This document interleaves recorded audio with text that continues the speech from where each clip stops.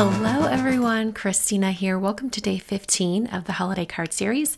Today I'm using the So Many Candles die set from Simon Says Stamp, as well as the Happy Hanukkah dies from CZ Design. I'm going to be doing some alcohol inks, and I'm going to use the Ranger alcohol ink cardstock.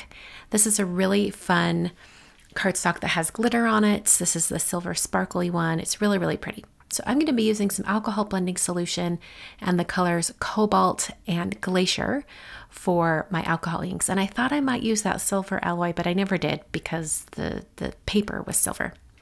So I'm starting out by putting a little bit of the darker blue actually I started with the lighter blue. Now that I think about it, I started out with that Glacier, just put a little scribble out. And then I put a little bit of the darker blue right next to it. And I'm going to put on a bunch of the blending solution just to really get those colors moving. And then I'm going to be tipping that board up and down and also blowing it with this blowing tool, or I think it's just called the blower. You can also use a straw and just use your own breath to do it as well.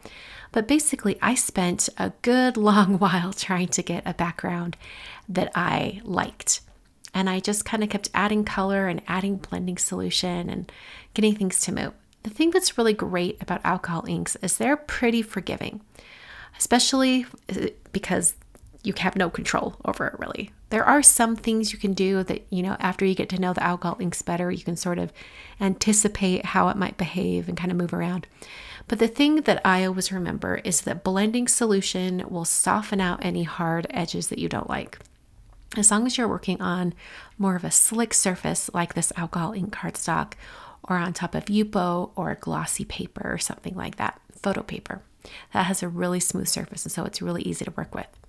So whenever there's a spot I didn't like, I just put some blending solution on it and kind of let it move around and bloom out, and it softened those areas and it started to look better.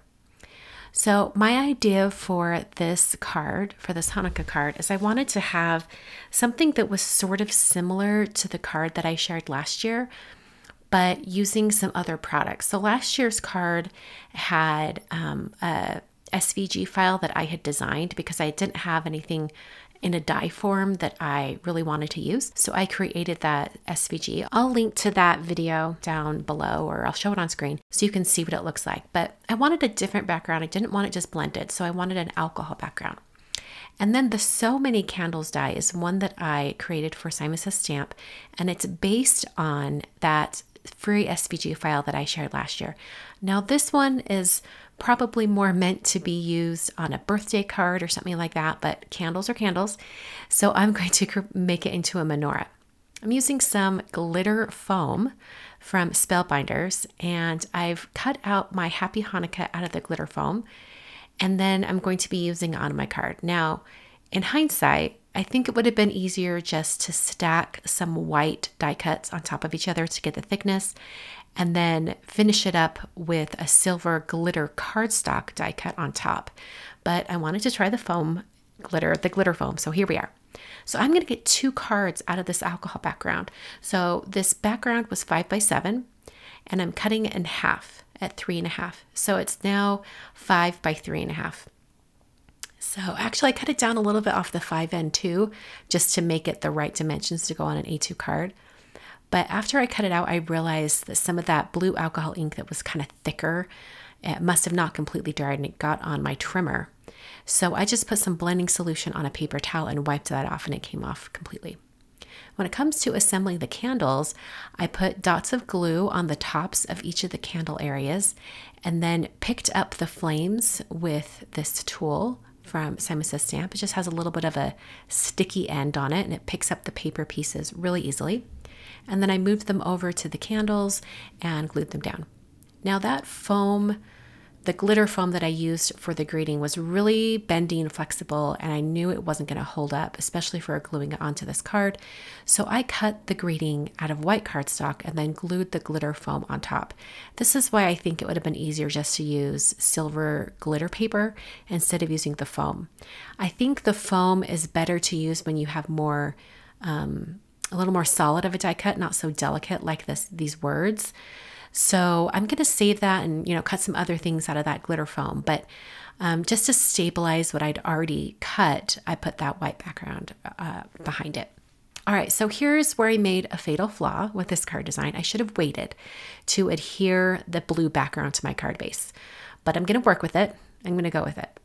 So those candles, I realized that the Happy Hanukkah and the silver glitter wasn't going to show up very much on top of the white candles. So similar to last year's card, I did some ink blending on the candles. And then I cut them apart because I wanted to make it look like a more traditional menorah where the center candle is taller than the 4 on each side.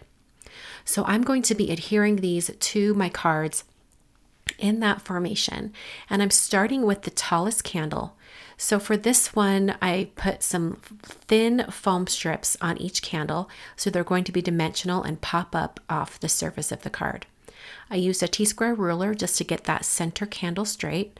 And then I was able to adhere the candles on the sides, mostly eyeballing, but also double checking every once in a while with the ruler just to make sure that was completely straight.